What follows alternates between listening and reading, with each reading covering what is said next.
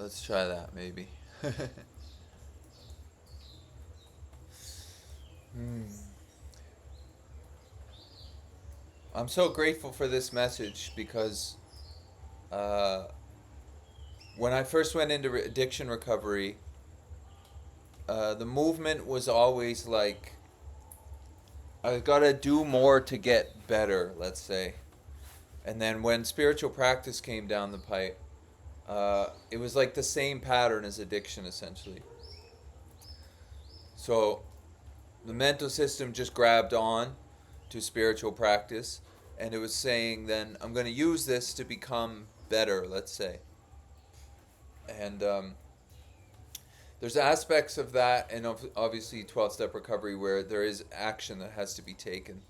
But the thing about it is, because the mental system gets addicted and it always wants more, it takes that right into spiritual practice. So this message of not to stopped a lot of spiritual addiction, let's say. So it's really, it's beautiful to be able to share it, even if nobody hears. Yeah. So the whole thing in the not to is that it's a negation, because essentially the whole premise of not to or non-duality is you are already what you're looking for. So the peace or bliss or whatever, you are already that. Now, if that's the case, then what's trying to become peace and what's trying to become blissful is not going to become it, because you are already that. Now, what's trying to become it is the sense of you. So the sense of J wants to become essentially not J-ness. It wants to become complete stillness and peace and constant bliss, let's say. But it can't become that, because J, the mental system and the body are constantly moving. They never really sit still. They might sit still for a small period of time, but they will not stay still. Was the thing about spiritual practices. I was reading and trying to meditate my way into a constant stillness, and that doesn't happen as a body and a brain, because the body and the brain cannot stay still. Yeah, it's like in the Bhagavad Gita, they say, essentially they say, the nature of the body and the brain is to take action. So it's going to keep taking action. And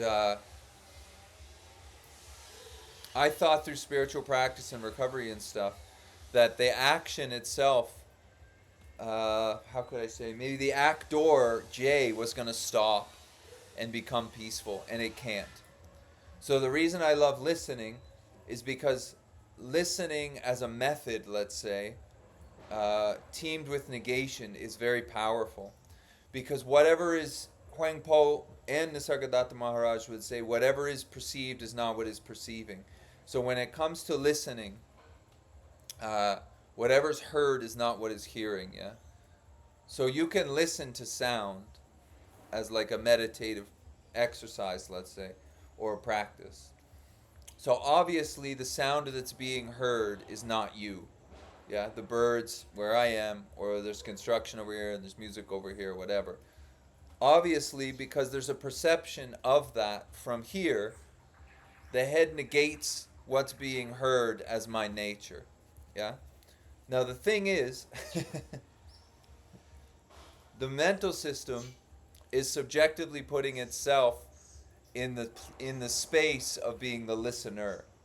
So you listen to sound for a while, and if you don't identify that sound, you simply let the sound come into the ears, you'll notice that the mental system eventually pops up and identifies the sound. Now you can hear the sound outside of the body, seemingly outside of the body. And then when the mental system pops up, you can hear that as well. So if the basis is whatever's being perceived is not what is perceiving, or whatever's being heard is not what is hearing, if you can hear the mental system, then that must not be where you start, obviously, because there's a perception of it from before it. So now the mental system was identifying sounds, but you can hear the mental system. So the subjectivity of the mental system objectifying sounds, is now itself an object. Now the real sticky point is that there's a sense that you or I am what's hearing the mental system. That is the bondage of self, as they would say in recovery. Or Ramana would talk constantly about the I thought. Now, the I thought you can also hear. So, you can hear the sounds outside of the body, seemingly. You can hear the mental system. And then your head goes, I'm the hearer. And you can also hear that. But that word I comes with a body. So when your head says me or I am listening to the brain, it's got you in a false position of false subjectivity right there. Yeah? It's still got you in a two-ness, in that there's a sense that I am listening to the brain. And that I who is listening to the brain is part of the brain. That is also not where you start. So this is why negation is beautiful when it comes from this message of not two. Whatever pops up as two is not your nature. That's not where you start. And that is the beauty of this whole thing, yeah? Because from before the I thought, then things get very interesting. It's almost like there's an open space of listening which is ever present. And then the investigation really inside of the body just becomes, is that I thought a thing? Am I a thing? Or is the I thought a movement, just like the rest of the mental movements? Because if it's a movement that's not a thing, all other thoughts, body, sensation, emotion, perception, is all being bound to through that I thought. So if that I thought is not a thing and it's just part of the mental system, then I would really love to know that. Because the thoughts that come after it are bound. I'm bound to those thoughts through the I thought.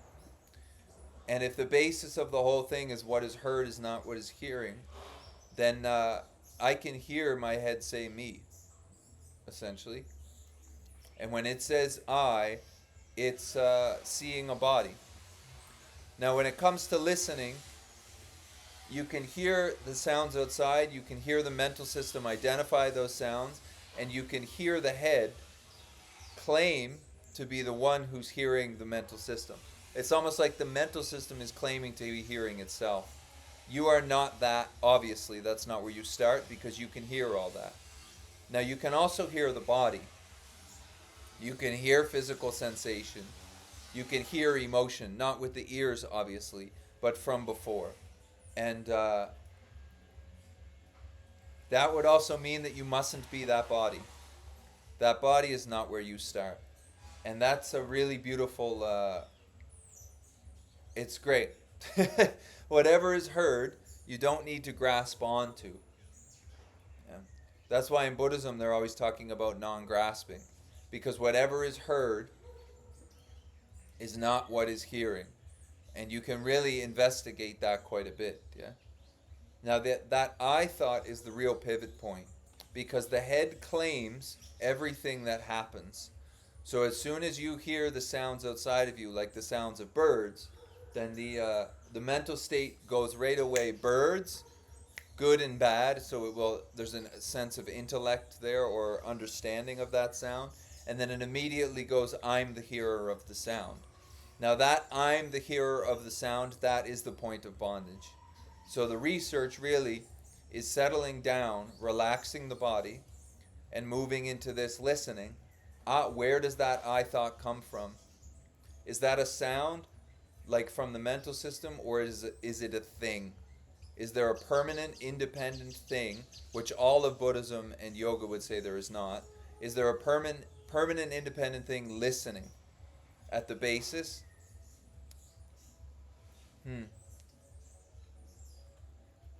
That's really beautiful. So whatever is heard within your experience, you can open the hand on that. Because if it's heard, it is not what is hearing, meaning that's not where you start. Now the mental system will present all kinds of craziness. And if you're taking yourself to be the hearer of that mental system, you are bound to the contents of what it's presenting. So really seeing that you don't start at the thought I, but the thought I comes and goes, and there's a awareness of that from before it is very important, I feel, because otherwise you're tied. You are tied to that mental system, and coming from the field of recovery, not field, the life of recovery. Uh, if you're tied to the mental system, it's going to present it's going to present some challenges because the mental system is conditioned. And the more you sit back into the listening of it rather than listening to it, you see that it presents the same ideas over and over and over again. Because there's no doer of that mental system, the whole thing is conditioned. And if you're listening to it rather than sitting into the listening, you're going to obey it through the identification that that's your mental system. And if you obey it, it's going to put you in the same position that it always puts you in because it's conditioned. And that can get very, very sticky. So this is why I love this thing of listening has worked. Listening, negation, and to me it's very beautiful. You sit down, you start to listen to sound, you see the mental system pop up, you can hear that. Obviously, you must be before that, let's say, for lack of a better term. You hear that pop up, you must be before that. And then you hear your head claim to be the one who's listening to the mental system. You can also hear that. And then you can feel sensation in the body, so you can let go of your grasping on that. Because it can be heard, yeah? It can be heard. And then you can see that what you've been living from or as a mental system in this body can all be heard. So rather than living from it or as it, you start to be aware of it, or you hear it operate. So that what you used to live from, you now see operating, and you no longer listen to it. It's just like open listening rather than grasping on and listening to. Somebody wrote something. I latch onto I based upon current circumstances. When things aren't going haywire, then I don't attach to the mental state to the sound. I don't totally understand what you're saying there, Kay, if you want to put it in some different I latch onto I based upon current circumstances. When things aren't going haywire, then I don't attach the mental state to the sound. I latch onto I based on current circumstances. Yeah, I don't totally understand that. But the thing is, you can always hear the I thought. So what's latching on or not latching on, that's not where you start.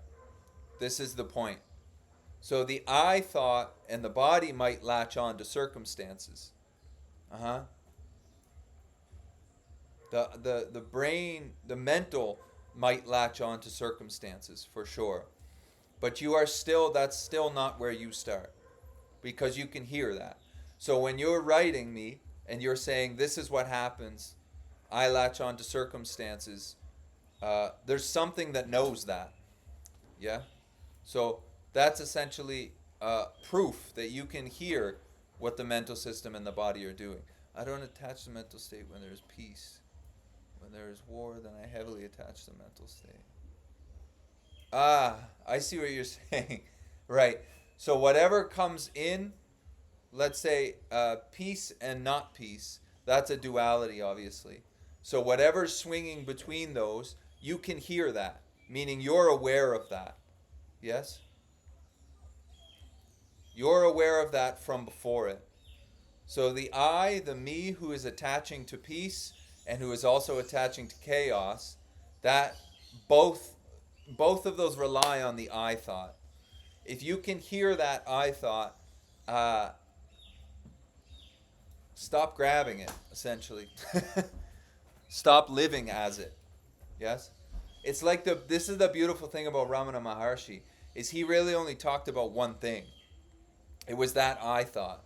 It would always come back to who am I, or who is aware. So who is aware that the body is at peace, and who is aware that the body is in chaos? Both both answers are me. I. Yes? I am. So one, the I thought presents as a permanent thing, which it's not. But it presents with the sense of individuality through this body as a permanent, independent thing. But the I thought comes and goes. Yes? That's why one time it's peaceful and one time it's chaotic. Both of those states, let's say, arise to the sense of me. So the investigation is really into the me. Now you can hear your head say me. Yes? Yes. Good. So you can hear your head say me, which means that must not be where you start. Huh? This is not about making the body and the mind peaceful. The body and the mind are not inherently peaceful. They swing left and right. The body and the mind go from happy to sad. They go from up to down, salt to pepper. The body and the mind is never going to stabilize in peace, ever. That's not the message here. There are other tactics in order to settle down the body and the mind. But Advaita and Chan Buddhism and the whole listening thing, to me, is a direct viewing that you're not the body and the mind. That's not where you start.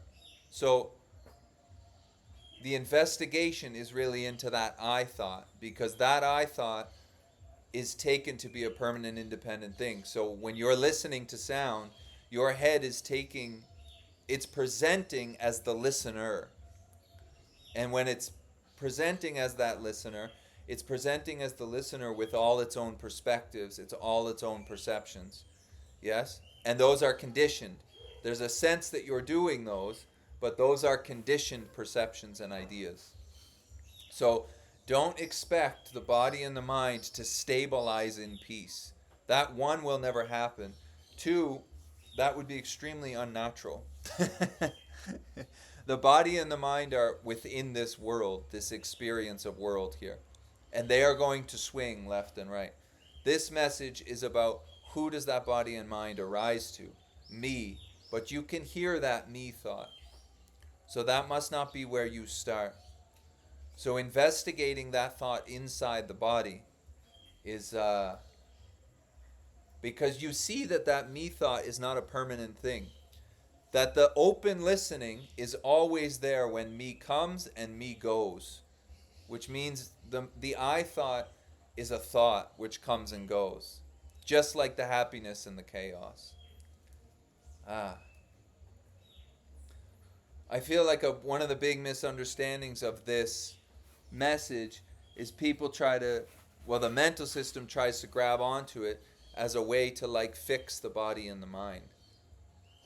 The listening and things are a direct view to see that the body and the mind are not where you start. The body and the mind come and go. They are born. You are of the unborn. The ever-present, yes? Listening as a method has just worked in this thing. This sitting down listening, whatever is heard, you are not. I feel that has long legs, yeah? And to me, that's like a very clean thing. Whatever you can hear, that is not where you start, meaning you're not that in your true nature. And that to me, if you're not something, you're not going to grasp onto it so much. So when the body and the mind swing left and right, you're not going to grasp onto it. It's still going to swing because it's of this dualistic experience here. But it's really the grabbing onto it as being where you start or your nature. That's when things get chaotic. Yeah. Yeah. We become the observer of the mental chaos and not a servant to it. Oh, Nico, welcome back. I saw Nico this morning. Yeah. So the observer is this is the thing. You can hear. Yeah, I heard a speaker once say, as soon as there's an ER, as soon as there's an something's off. Yeah. There is no observer. It's like in Buddhism, there's anatta. So that's like this idea that there is no independent thing at the base of this. The idea of an observer, that is the head. So if we go back to listening, there's a hearing of the mental system, and then the brain also goes, I'm the hearer. Now that is the bondage of self, being the hearer. There is no hearer at the base of this. There's just a hearing. There's a hearing of everything that's going on here and also here. You see? But as soon as the mental system goes, I'm the hearer, notice the language, I am the hearer. So there's the I thought claiming to be the ultimate subject, or as in AA they would say something is playing God. So the I thought, me, that mental system is playing God as the observer. I'm now the watcher, watcher, watcher. You see? It's beautiful in the listening thing, I feel, because you can hear your head say this stuff. Like, yeah, it doesn't even happen here. The mental system happens like somewhere down here in the body. But you can hear it claiming to be the hearer. Yeah, and then in Buddhism, Chan Buddhism, they have who is listening and hearing, essentially, is the inquiry. And it comes right back to I. But the I thought is heard from before it, not with the ears like we said, but somewhere deep down in the body. So the mental system is always presenting as that ER. The seer, the smeller, the taster, the feeler, the hearer, the toucher, the thinker. The thinker. Thinker. So there's thoughts. You go, oh, I can obviously hear my thoughts. But you can also hear the head say, I can obviously hear my thoughts. And that's very important, I feel. Because if you're sitting there as the listener, you are bound to what is being heard. This is the thing. If you're identified as the thinker, you are bound to what is thought. And the mental system is conditioned. And it's presenting a life based on core beliefs which are conditioned.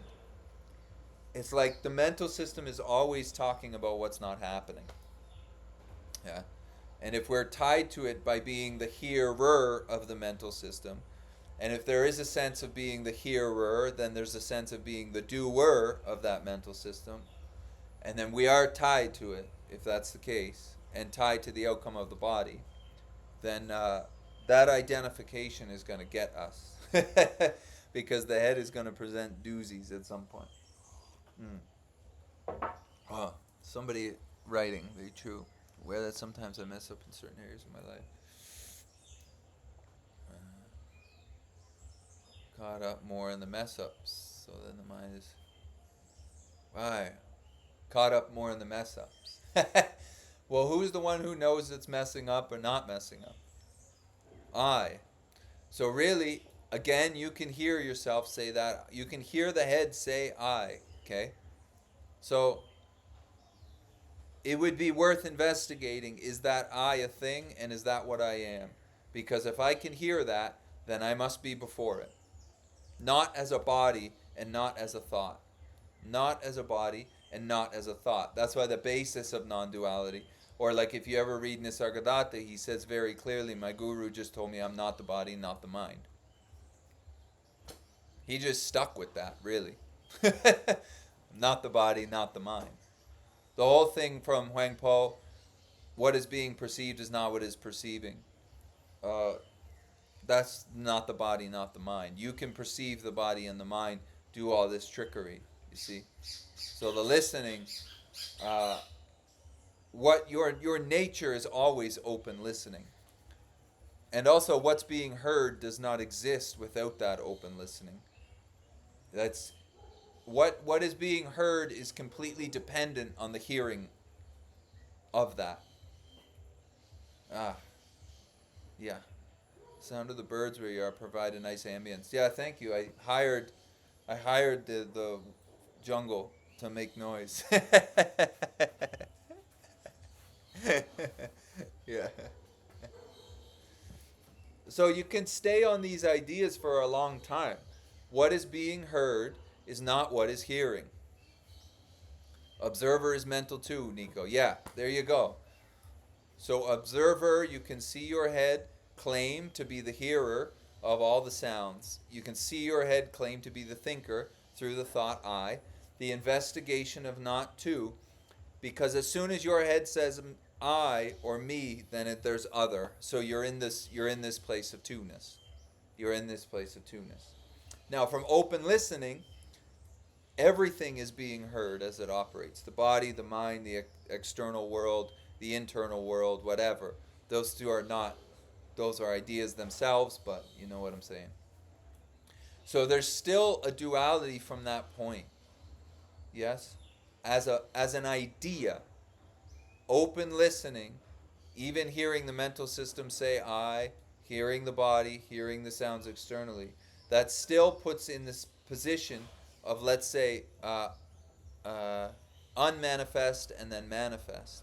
So as an idea, there's still a duality there. But from the openness, it's very obvious that what is being heard, meaning this life and this world, cannot exist without the open awareness of that.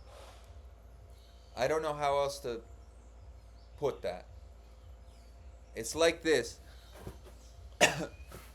We're identified through the mental system as a cloud in the sky. This message is essentially saying you are not a cloud. You are the sky itself. So when that's heard, you start to see that you can hear all of the cloudness. Now, if you can hear all of the cloudness, something must be listening to the cloud. Let's say the space of the sky. Now, the cloud, body and mind, cannot exist without the space of the sky. Now, Advaita is saying you are already the sky. You are not a cloud. You are identified as a cloud through the I thought. But you are the sky. That is your nature. Now, the cloud, body and mind, cannot exist without the sky. But the sky can exist without the cloud. So this is the not two-ness. The cloud cannot exist without the awareness of the sky. The awareness exists, cloud or no cloud. So when J, body and brain, mental system of J goes, which it's going to go, because this thing dies eventually, I will not be dying.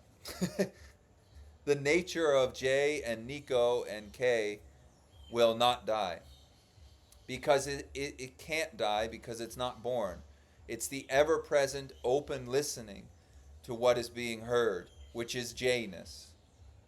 Yeah? This is like gospel good news to me. Because the mental system my whole life has presented insanity. It is conditioned to see this body as less than. It is conditioned to see the world as fearful. Now, I tried to change that as the mental system, and it failed. And I didn't see that the mental system is conditioned. Because I was completely tied to it through the ownership of it, through the I thought. Because when my head says me, it sees body, and then that's listened to. And as soon as that's listened to, then what comes after it is listened to, which is that you're less than, the world is scary, whatever depressive thoughts are going to come from this mayhem. And then J wants out of J. And that is essentially alcoholism in a nutshell. But this message is beautiful because it says you're not J to begin with. Listening is just the method, let's say, or the way to step back. What is being heard is not what is hearing. And then if you listen to your head, it has a completely different idea. The mental system is saying, no, I am pure subjectivity. I am God, essentially. And Ramana says that's a false God. That is a false God. There's something playing God in your life, as they would say in AA, and it's called you. And then this message is unbelievable because he says that you is not where you start. That is not where you start. So if the mental system is chaotic or the mental system is completely peaceful, who does that arise to? Me. I can hear the mental system and I can hear the me. So that's not where you start. That's not where you start. And because obviously it swings from left and right, it's not permanent. And even the idea of me goes when I go to sleep at night. It goes. And then it comes back when the eyes open up, the head comes back online with its all conditioned responses, and there we go again.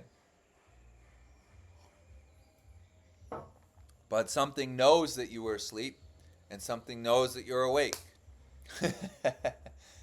and yeah, that listening and not grasping onto what is heard, to me, it just puts the message, it just lights it up beautifully. Beautifully. You can see your head perceive life and interpret life. You can see your head claim to be the ultimate one who knows the answer or is the interpretation.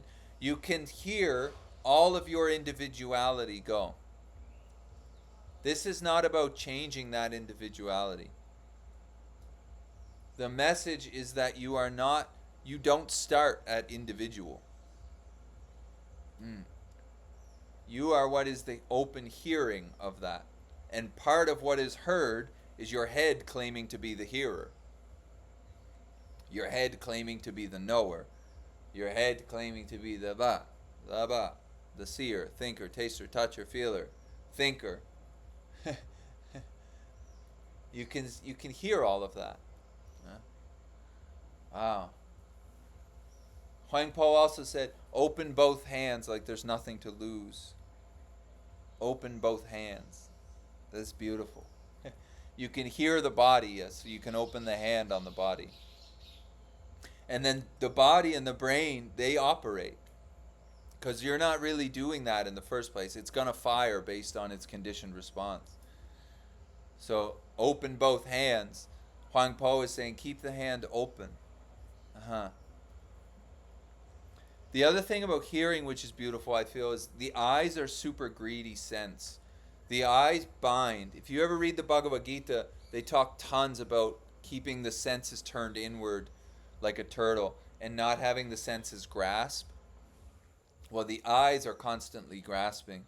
So if you move to the sense of hearing and you allow sounds to just kind of move through, then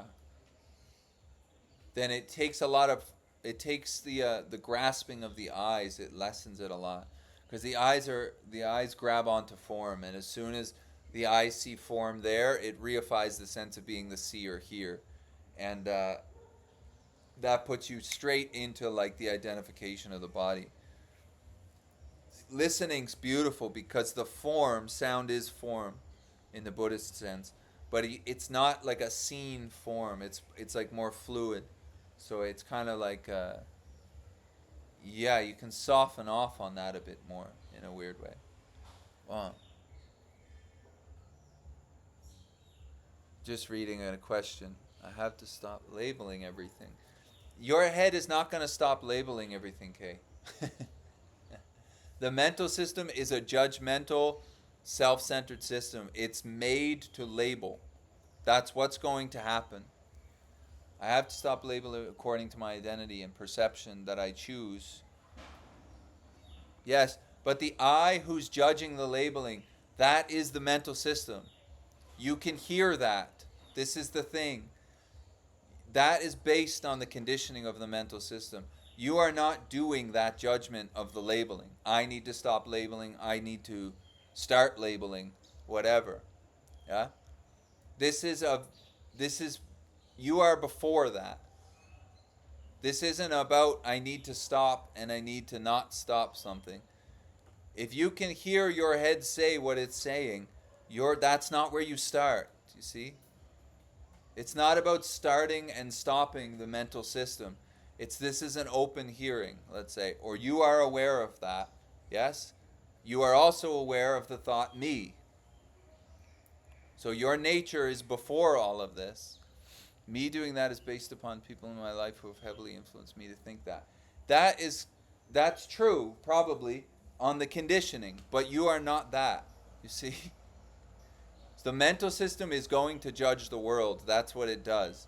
Now, who does that arise to? It arises to me. That is the sense of individuality which binds you to the body. But that sense of individuality is not where you start. There is no thing called a me. It's part of the mental system. So you can hear the mental system judging, and then you can hear the mental system say, oh, I need to stop doing that. You are not either of those. So there's a thought, a judgment, let's say, and then there's a sense that you're the one who's aware of that judgment. You're not the judgment, nor are you the one who's claiming to be aware of that judgment. Your nature is open. It's before all of this language and two-ness. This is not about fixing. This is the thing about the message of not two. Whatever is being heard, that's not where you start. So you could say, whatever is being heard, that's not my nature. That is a conditioned response as a body. Now, if the body and the mind are too loud, if there's too much noise, it needs to be turned down. So you can do like Hakuin soft butter. Some people go to psychotherapy. 12 steps turn down the alcoholic, yeah? So that you can start to hear more subtly, let's say. So, but this is not about changing. This is not about becoming something or unbecoming something. That is what failed for me. I was trying to become non-judgmental, so I know what you're saying. I thought spiritual practice was going to do that. And it failed. It failed. It did not work. Spiritual practice did not put me, Jay, in the position of being non-judgmental. There was an idea that that was going to happen, and then my head went off at one point and started judging, and I didn't know why. And I felt like I was failing. You see? And then this message cleared that up. No, the mental system is a judgmental system. This is a dualistic thing. This judges things. That's how this survives in the world. The message of not two is not, okay, we're going to become non-judgmental. No. The message of not two is whatever pops up as two-ness, you're not that. That's not where you start. That's all. That's all.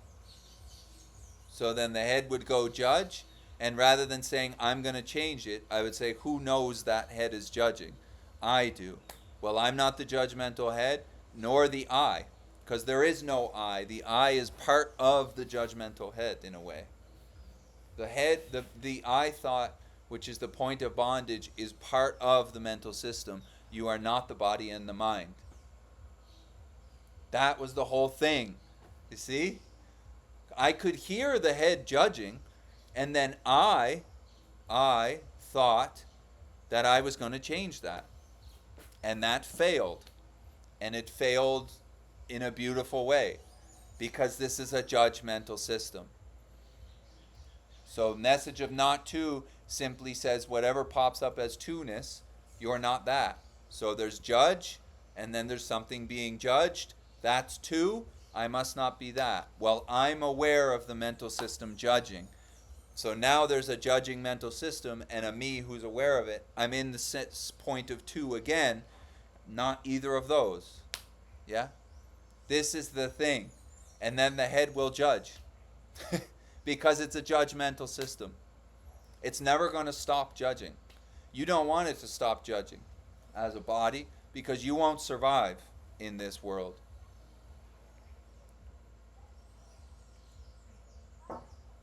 You can hear it judging. That's the point. That must not be where you start. Something is before the head judging. I am. But you can also hear your head say, I am. So that must not be what you are. Because you are before that, obviously. Because what is being heard is not what is hearing. And it's great, because as soon as the mental system makes a move, you can hear it. Yes, what is being heard is not what is hearing. So you just start losing faith in the judgmental system, let's say. It'll keep judging, but no longer will it it won't drive your life. Essentially, you sit back into the openness, and that becomes a lot more reliable than the mental system, because you see the mental system is conditioned. It's like in A Course in Miracles, they say you and I can only see the past. So the mental system only sees what's happening right now from a perception of the past. You can hear it do that, so stop living as that, essentially. And then the system can lighten off. But if the head is too loud, or the body is too loud, it needs to be settled down. Even Ramana would say that. You do mantra or something. Yeah. And it's like, yeah. I just talk about listening because that's what's landed. This message, along with the I came to the whole listening meditation thing through Nada Yoga, and then it came in through Chan Buddhism, and that just worked for me. What's being heard is not what's hearing. So stop grasping onto what is heard. And then this body and mind, this life keeps going on, yeah? But when we stop grasping onto it, the individuality gets a lot less fire, because it's our listening to the mental system which is lighting it up. That's what's really lighting it up. If we sit back into the listening rather than the listening to, the whole thing quiets down, because it has no life of its own, the mental system. It's getting faith through our listening to it. And then you can stay in that both hands open, as Huang Po says. Both hands open.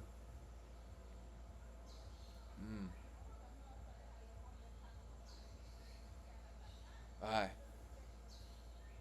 So whatever is being heard is not what's hearing. Your whole life as a body and mind are heard. The whole experience of this body and mind are heard. And then we're identified with it through the thought that this is my experience. But you can hear your head say my. And then, yeah. Yeah, and it, all day, essentially. All day. And then you can loosen the grip on what's heard. And it keeps going on, this life. It keeps spinning. And you sit back into the skyness, and the cloud does a lot better. It really does. Because the conditioned head, at least mine, it's got me in weird positions. It's got this body in a position of less than. It's got this body in a position of a view of poverty, essentially. And despite there being no evidence of that within the life, let's say, the mental system still presents it. And now if I'm saying that that's my mental system, which the head is saying that's my mental system, because that's part of the mental system, I'm tied to that narrative. And that narrative will mislead this body in this life. Yeah. It's really the my, it's the ownership. It's the ownership of the mental system, the senses, and the body. It's the thought I. It's the ownership that ties us to the outcome of that mind and body. So if that I or me, if that's not investigated deeply, then when the conditioning of the mental system presents itself, which it's going to, you're tied to it. You're tied to it. And in my experience, it doesn't matter how crazy that mental system is, if I am tied to it, then you're going to listen to it through the my, through the ownership. But you can hear the body and the mind. You can hear the claiming that you are the one who the body and the mind belong to, and therefore who is doing that body and mind, and therefore is tied to the outcome of that body and mind. That is all heard. And what is being heard is not what is hearing.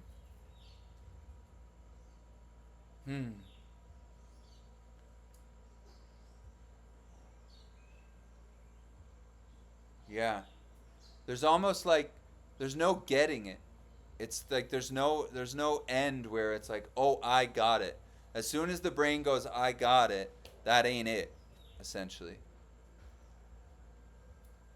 There's no getting it. You can only hear what you're not from before it. But what you're not, let's say the body and the mind, cannot become open hearing. You already are the open piece that your head is trying to become. The head cannot become it because it's of a dualistic stance. So there's always a this and a that as far as a body and a brain are concerned. The mental system can't become it. You can hear the mental system try to become what you already are, open listening from before it. Yeah. In Chan Buddhism, they say this thing where it's like remove language. Remove language from the listening, let's say. But the language, the mental system is going to present its identifications at some point. Yeah? So the beautiful thing about that is you can hear that. You can hear it pop up. And as soon as it pops up, oh, it's beautiful.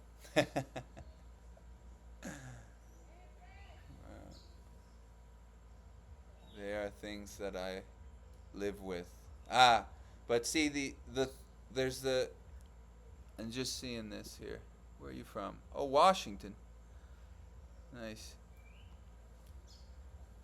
But the I who senses that they live with those things, that's really the investigation. From the view of non-duality, there is no I. I is a thought. That is the mental system claiming to be the one who lives with those things. So if I'm living as that I thought, I am tied to the mind, the thoughts, the mental health, the trauma, you see? Now there is trauma and stuff that the body and the brain go through.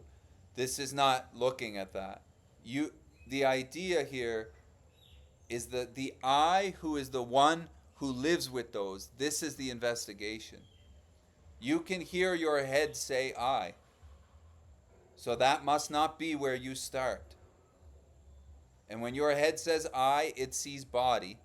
And when it sees body, it goes body with thoughts, with whatever, mental health, whatever's happened to this body, trauma. The brain is presenting all of these things. And then there's a sense that I am the one who lives with these things. But that I that's the whole investigation. Now there are mental health challenges of the body. There are traumatic things that happen to the body. But this message is looking at the I. Who is the one that those happen to? Me. But you can hear your head say that, so that must not be where you start. That is not where you begin. You can hear those things. Yes? There's an awareness of the me who has the mental health and who has the trauma stuff. Now, the mental health disorders and the traumas might go on. They probably will go on because this is conditioned. So we do other things like, let's say for me, because I'm an alcoholic, the 12 steps, I go to Alcoholics Anonymous. That takes care and keeps this thing settled down. Yes, so this is not about, you bring up a good point. This is not about, if I see that I'm not the body and the mind are going to become some ethereal, pure thing.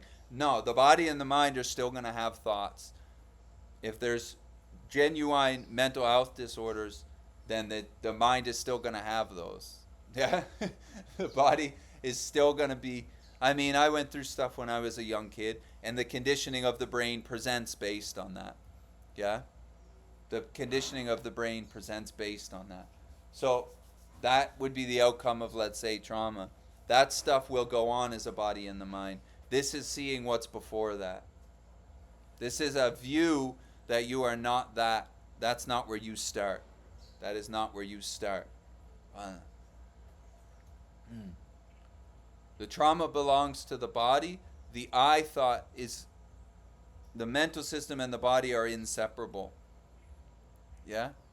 So this body might go through a bunch of trauma. The brain is conditioned by that trauma to see a certain way. This is not even looking at changing any of that. It's just simply seeing what is being heard is not what is hearing. You can hear the body and the brain. That's the basis. This is the point of the beauty of this message of not to, is how direct it is. It's how direct it is. So it's not about changing the body and the mind.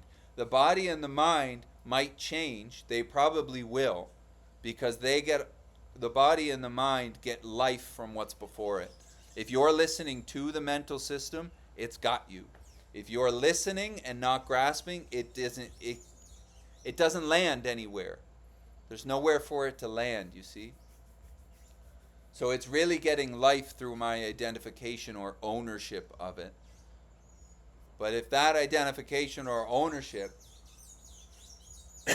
is seen through by seeing that you can hear the thought me, then it doesn't really have much life. It's like old beliefs which used to kill me, like I'm worthless, for instance.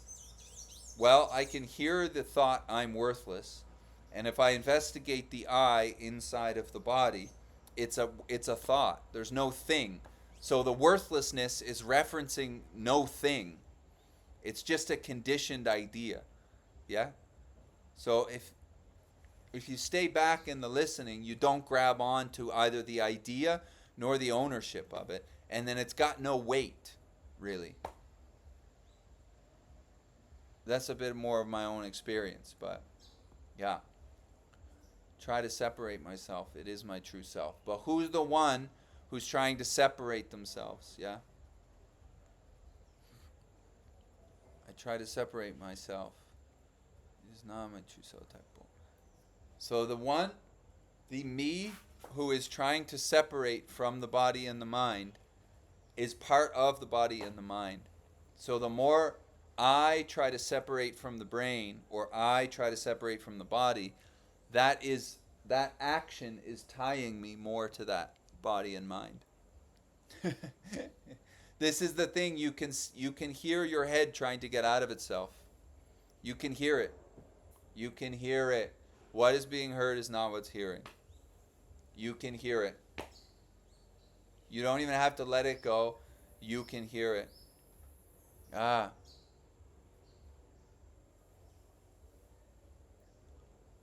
You can hear it. So you can hear the head trying to get out of itself. Who wants to not attach to the body and the mind? You can hear your head do that. Is that I a thing, or is it not a thing?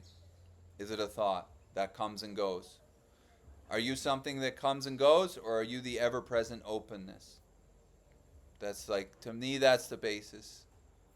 One.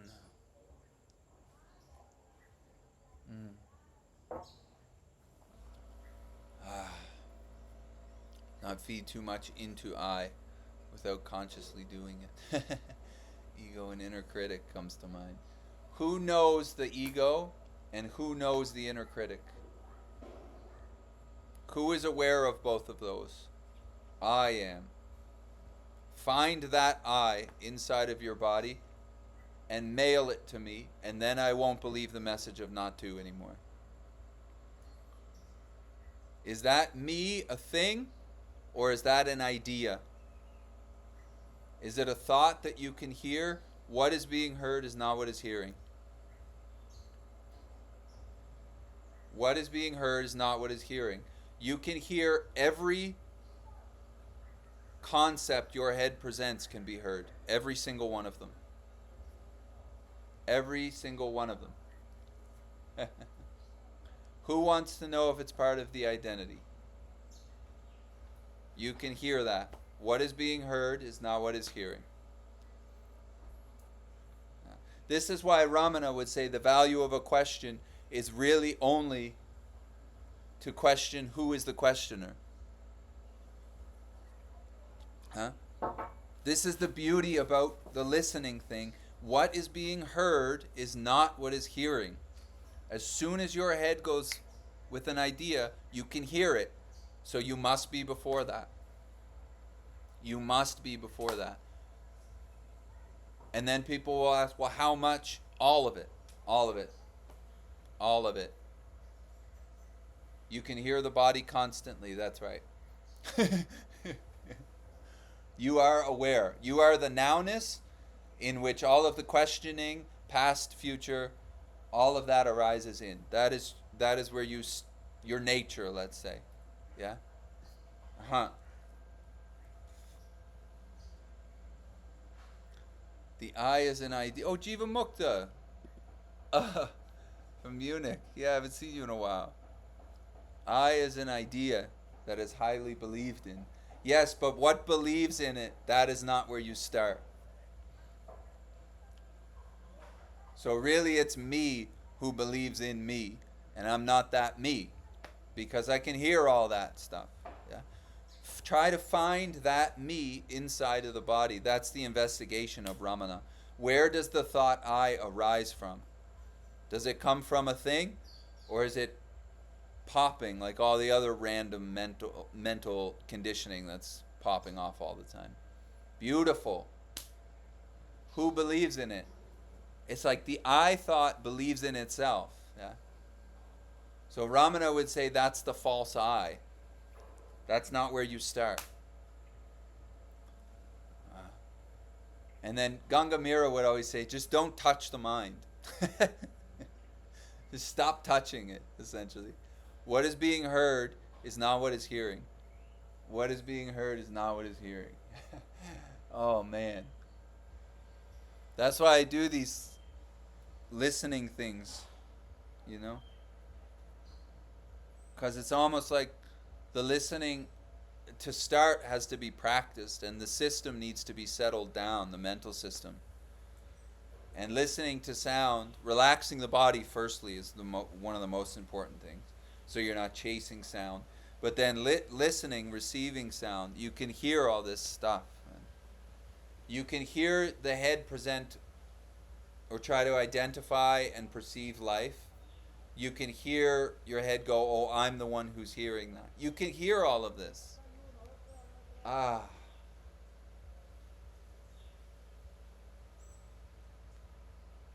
Yeah. Wow. All right.